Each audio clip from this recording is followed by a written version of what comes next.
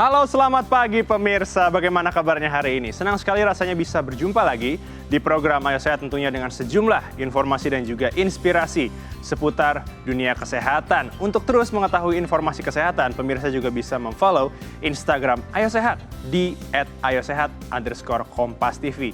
Tentunya juga bisa mengikutinya di kanal YouTube Kompas TV. Dan sebelum saya membagikan informasi seputar dunia kesehatan, saya akan terus mengingatkan kepada pemirsa di rumah untuk tetap patuh terhadap protokol kesehatan. Dan semoga pandemi COVID-19 ini bisa kita lalui bersama-sama. Mari kita mulai Ayo Sehat bersama saya, Elgin Fridianto.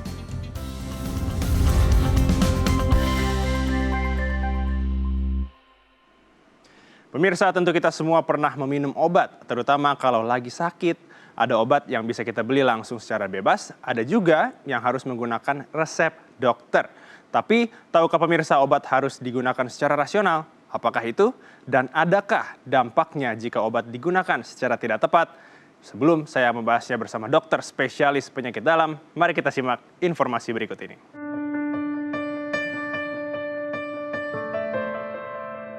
Pemirsa, saat kita sakit atau kurang enak badan, penggunaan obat baik melalui resep dokter ataupun dibeli bebas di apotik kerap kali membantu mengembalikan stamina tubuh. Dalam penggunaannya, obat mempunyai berbagai macam bentuk dan karakteristik yang berbeda. Seperti pil, kapsul, tablet, puyer, hingga sirup. Semua diformulasikan khusus demi tercapainya efek terapi yang diinginkan.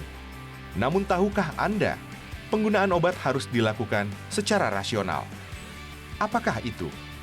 Organisasi Kesehatan Dunia atau WHO pada tahun 1985 telah menetapkan definisi penggunaan obat secara rasional, yakni sesuai dengan indikasi, dosis, dan jangka waktu pemberian yang tepat, serta harga yang terjangkau bagi pasien. Namun nyatanya, WHO masih mendapati penggunaan obat yang tidak rasional, yang akan memberikan dampak bagi pasiennya. Dilansir dari laman kompas.com, sejumlah praktik penggunaan obat sering terjadi di masyarakat. Seperti penggunaan puyer yang berisi banyak obat atau polifarmasi, penggunaan antibiotik dan suntikan, penulisan resep obat yang tidak sesuai dengan pedoman klinis, serta pengobatan mandiri yang tidak tepat.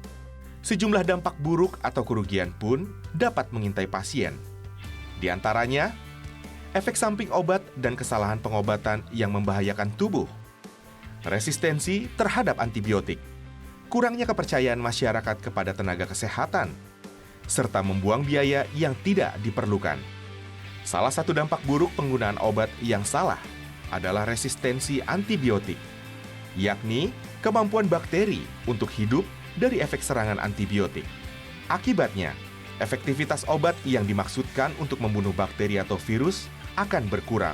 Bakteri menjadi kebal terhadap pengobatan dan menimbulkan masalah yang lebih besar pada tubuh. Lantas, bagaimana penggunaan obat yang rasional? Temukan jawabannya di Ayo Sehat. Pemirsa, untuk membahas bagaimana penggunaan obat secara rasional atau rational use of medicine, telah hadir dokter spesialis penyakit dalam, konsultan penyakit tropik infeksi, Dr. Robert Sinto. Selamat pagi, dokter. Selamat pagi, Mas El. Selamat datang kembali di program Ayo Sehat, dokter. Terima kasih, Mas El. Bagaimana kabarnya? Sehat, Mas El sehat. Saya sehat, alhamdulillah. Nah, dokter, pemirsa, perlu menjadi informasi bahwa Dr. Robert dan juga seluruh kru yang bertugas sudah menjalankan protokol kesehatan yang ketat dan juga sudah melakukan tes terhadap COVID-19. Dokter, kita bicara mengenai bijak menggunakan obat. Jadi yang dimaksud dari penggunaan obat secara rasional itu seperti apa, dok? Ya, jadi pengertian sederhananya rasional itu kan tepat ya. Betul. Jadi bagaimana kita mengatakan tepat itu harus tepat mulai dari awal pemberian sampai akhir. Nah, yang saya katakan awal itu adalah yang pertama digunakan pada pasien yang tepat. Kemudian yang kedua digunakan untuk indikasi yang tepat. Jadi artinya diagnosisnya harus tepat terlebih dahulu. Baru ketika kita bicara spesifik tentang obat, kita bicara tentang nama obat tepat, kemudian dosisnya tepat, cara pemberiannya tepat gitu ya. Kemudian waktu pemberiannya. Jadi kalau kita berikan bersama dengan obat lain, timingnya seperti apa. Dan kemudian yang terakhir kita harus lihat juga efek sampingnya ada atau tidak. Nah, terkait dengan efek samping, maka yang dikatakan rasional adalah yang sesuai dengan keadaan penyakit lain yang ada di dalam pasien tersebut. Dan yang kedua tentu saja keterjangkauan dalam hal ekonomi. Artinya bahwa kita memilih obat yang memang rasional dengan pertimbangan ekonomi pasien. Jadi kurang lebih itu adalah yang digariskan oleh Badan Kesehatan Dunia mengenai bagaimana kita mendefinisikan kita menggunakan obat secara rasional. Oke, baik. Nah, dokter bicara soal obat bebas ya kan, karena tentu mungkin pemirsa di rumah juga kalau seandainya ibarat kata pusing, tolong dong beliin obat pusing. Nah, ini bagaimana sih dok cara kita biar bisa tahu mungkin ya apa yang harus diperhatikan saat membeli obat bebas? Bicara soal logo mungkin ya dok ya. Ya, jadi ada penggolongan obat dari bagian kefarmasian dari Kementerian Kesehatan, menggolongkan obat itu di dalam beberapa obat keras, kemudian obat bebas. Kalau ingat di dalam logo, maka sebetulnya yang paling aman kan yang warnanya hijau ya. Jadi logo hijau itu artinya obat yang bebas dapat dibeli tanpa menggunakan resep dokter. Dan ini dinilai aman dalam artian bahwa efek sampingnya hampir tidak ada, jadi ya cukup bisa aman diberikan tanpa menggunakan petunjuk dari dokter. Atau bahasa Inggrisnya over the counter drug ya, yang sering kita temukan. Nah itu gradasinya mulai dari yang obat bebas yang warna hijau, kemudian di sisi yang satu lagi adalah obat keras yang berwarna merah, ada logo K gitu. Nah dokter, ini ada contoh logo ya berarti ya. Nah ini bisa dijelaskan ya dok, dari yang mana yang paling aman? Ya berarti ya, sampai ke yang harus menggunakan resep dokter, silakan. Ya, saya berikan gambaran umum dulu supaya nanti masyarakat bisa mengerti. Yang tadi saya maksud dengan obat bebas yang warna hijau tentu ya. Kemudian yang obat keras yang K yang warna merah.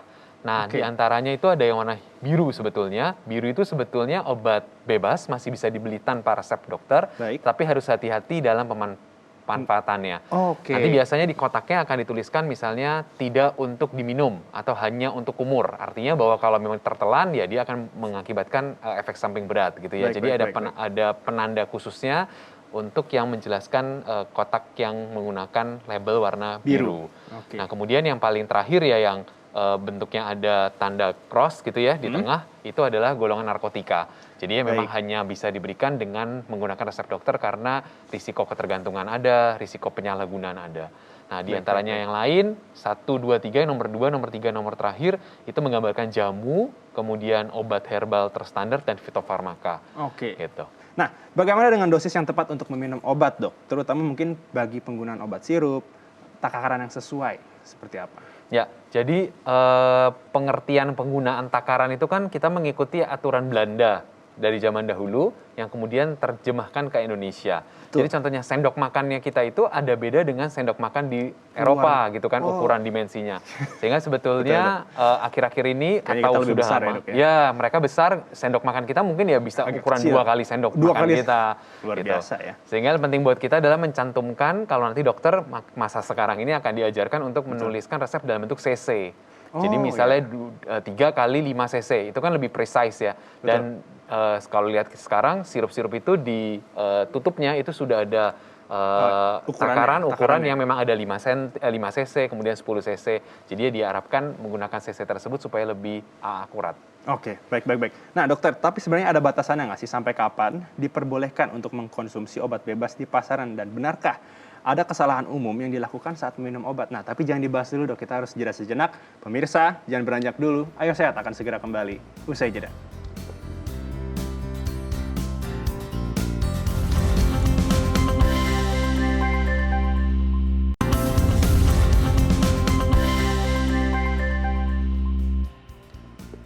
Terima kasih Anda masih menyaksikan program Ayo Sehat. Pemirsa, masih bersama dengan Dr. Robert, kita akan membahas bijak penggunaan obat. Nah dokter, menyambung pertanyaan tadi sebelum jeda, kebiasaan umum yang sering dilakukan saat minum obat ini, apakah ada kesalahan-kesalahan umum biasanya dok? Bisa dijelaskan? Ya, kesalahannya akan banyak sekali sesuai dengan fase yang tadi saya sampaikan ya. Kesalahan mulai dari kesalahan diagnosis, kemudian kesalahan yang tadi nama obatnya, kemudian kesalahan dosis obatnya, kesalahan lama durasi pemakaiannya, kesalahan pemberian minumnya sebelum makan, sesudah makan, saat makan, gitu ya. Baru terakhir ya tadi tidak sesuai dengan peruntukan efek samping yang ada di pasien, komorbid gitu ya istilahnya mungkin masyarakat sekarang kenal, atau ya masalah biaya. Jadi ya di setiap segmen itu sebetulnya ada kesalahan-kesalahan yang bisa kita telaah untuk perbaikan sistem layanan kesehatan kita. Berarti untuk sekali lagi dipastikan kepada pemirsa memang harus menanyakan lebih jelas dengan dokter bagaimana penggunaan obat tersebut ya. Ya, jadi semuanya beranjak dari diagnosis yang memang betul confirm, diagnosis yang tepat sebelum kita memulai pengobatan. Baik. Nah, termasuk dengan mungkin dokter akan memberikan resep 2 kali dalam waktu berapa jam, itu penjelasannya seperti apa, Dok? Ya. Misalnya contohnya 2 kali 1 atau 3 kali 1. Nah, ini kesalahan umum yang saya sering dapatkan ya. Kalau ditulis oleh dokternya 2 kali 1, yang di depan itu adalah frekuensi pemberiannya. Yang di Oke. belakang itu adalah dosisnya. Jadi yang saya sering lihat adalah terbalik. Baik. Masyarakat itu mengasumsikan kalau 2 kali 1, yang 2 kali salah ya, sehari. yang salah dulu. Yang salah 2 tablet diminum 1 kali. Padahal Oke. maksud kita depan itu adalah kali pemberiannya. Jadi 2 kali 1 artinya 2 kali sehari, sekali minum 1 takaran.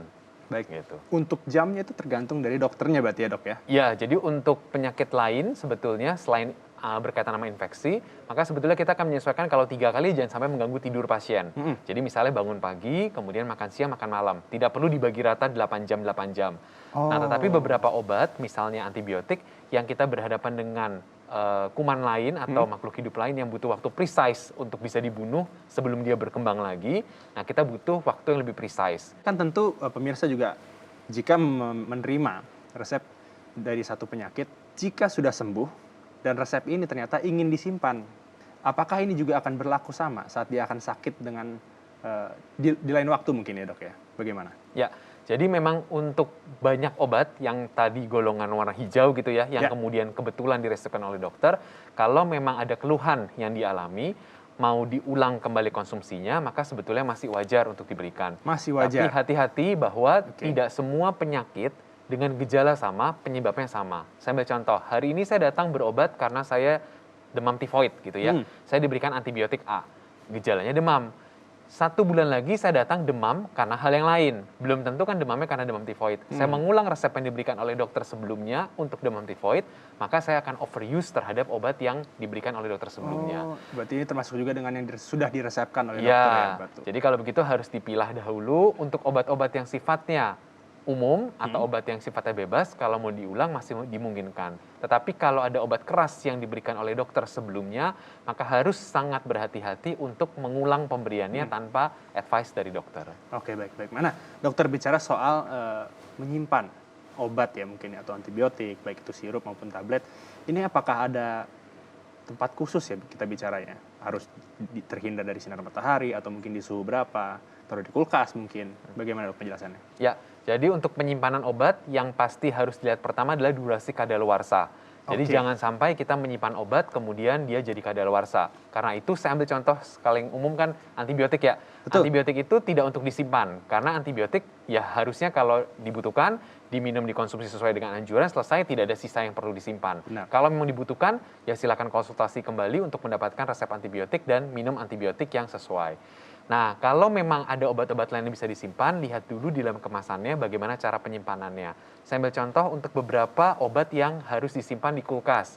Misalnya obat yang sifatnya suppositoria, jadi obat-obat yang bentuknya peluru untuk dimasukkan ke dubur atau ke dalam dubur gitu ya. Nah, itu harus disimpan dalam suhu pendingin. Karena Oke. kalau tidak disimpan pendingin dia akan larut sehingga tidak bisa lagi berbentuk suppositoria untuk dimasukkan ke dubur. Jadi lihat dalam kemasannya, dalam suhu berapa dia terbaik disimpan. Dan apakah boleh terkena sinar matahari atau Ya, tidak? betul. Dok? Baik. Nah, bicara soal antibiotik, Dok. Mungkin ini banyak pemirsa juga atau mungkin masyarakat Indonesia di rumah ini masih salah dalam penggunaan antibiotik. Mungkin bisa dijelaskan, Dok, baiknya seperti apa? Ya, jadi kalau antibiotik kesalahan umum yang paling dijumpai kalau berdasarkan data penelitian yang ada adalah menggunakan antibiotik secara berlebihan atau overuse. Jadi pasien-pasien yang tidak diperlukan antibiotik, kita berikan antibiotik. Jadi antibiotik itu adalah anti terhadap bakteri. Bakteri mengakibatkan demam, tapi tidak semua demam disebabkan oleh bakteri. Demam bisa disebabkan oleh virus, oleh parasit. Saya ambil contoh COVID. COVID itu kan demam yang akibat virus, bukan Betul. karena bakteri. Maka obatnya bukan antibiotik. Sekali lagi yang saya mau sampaikan, antibiotik bukan obat demam. Obat demam adalah paracetamol. Antibiotik adalah obat untuk infeksi bakteri. Jadi pastikan dahulu bahwa yang kita alami adalah betul infeksi bakteri. Sehingga kita perlu untuk mengkonsumsi antibiotik sesuai dengan anjuran dokter. Oke, baik. Nah, pas banget nih, Dok. Kita masuk ke sesi mitos atau fakta. Yang pertama, mengkonsumsi antibiotik ini dapat mencegah kita terkena penyakit. Mitos atau fakta, Dok? Nah, saya susah menjawabnya ya, mitos atau fakta. Karena gini, secara umum saya katakan bahwa itu mitos. Itu gitu mitos, ya. baik. Jadi antibiotik itu tidak untuk tujuan untuk pencegahan. Secara umum ya saya katakan. Baik. Tapi memang ada beberapa kasus kita akan melakukan pencegahan terjadinya infeksi bakteri dengan menggunakan antibiotik.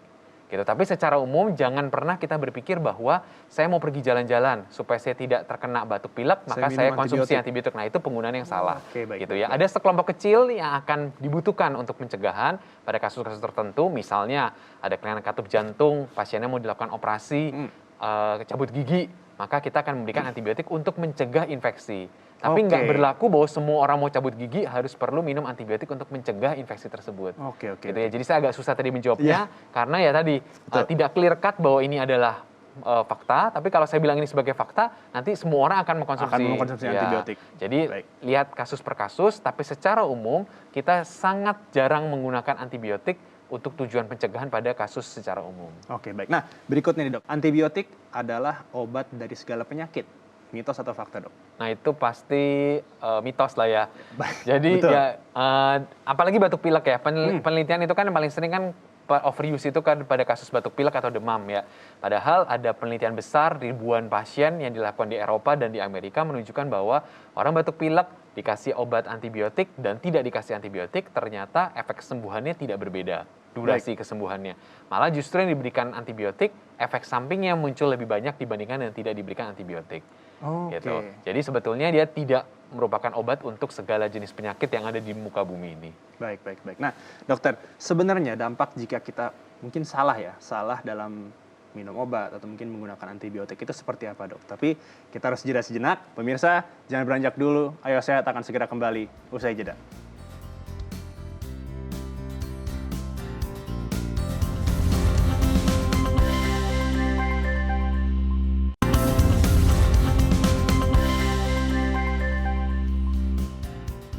Kembali lagi di program Ayo Sehat masih bersama dengan Dr. Robert. Dokter, menyambung pertanyaan sebelum jeda. Sebenarnya apa sih, dok, dampak yang bisa ditimbulkan jika seseorang ini salah minum obat atau menggunakan antibiotik? Silakan, dokter. Oke, yang pertama adalah kalau tidak diperlukan dan kita konsumsi, maka yang muncul adalah efek samping tanpa kemanfaatan. Itu kata kunci yang pertama dulu yang saya selalu tekankan. Nah, efek samping itu bisa mulai dari yang ringan sampai yang berat. Yang berat misalnya kasus alergi yang bisa berakhir dengan kematian. Jadi kalau memang tidak ada indikasi, tidak penting diberikan, dan kemudian dia minum, maka kita hanya akan menghadapkan diri pada risiko efek samping tanpa adanya manfaat. Itu yang pertama dulu. Kemudian yang kedua, itu berlaku untuk semua jenis obat ya.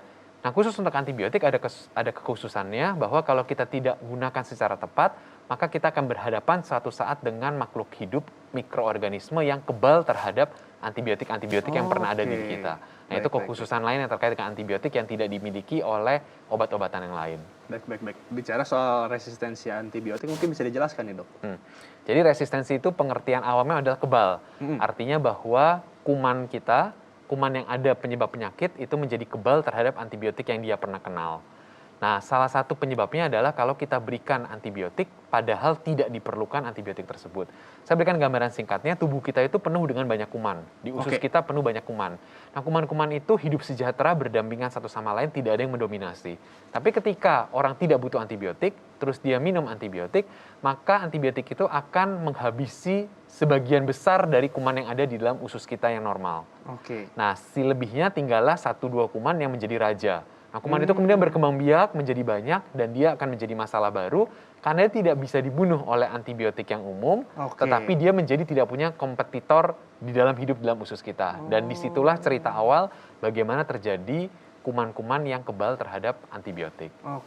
Nah, itu makanya concern khusus kalau memberikan antibiotik, selain faktor efek samping yang tadi saya sampaikan berlaku untuk semua jenis obat, ada tambahan kekhususan yang berkaitan dengan antibiotik tersebut. Baik. Tapi untuk masyarakat awam sebenarnya ini agak mungkin masih bingung ya cara membedakan infeksi virus dan juga infeksi bakteri. Cara membedakannya seperti apa, dok, sebenarnya? Ya, untuk memastikan kan kita harus periksa lab, periksa yang lebih spesifik khusus gitu ya. Tapi kalau secara umum saya sampaikan kalau yang virus biasanya satu demamnya mendadak tinggi.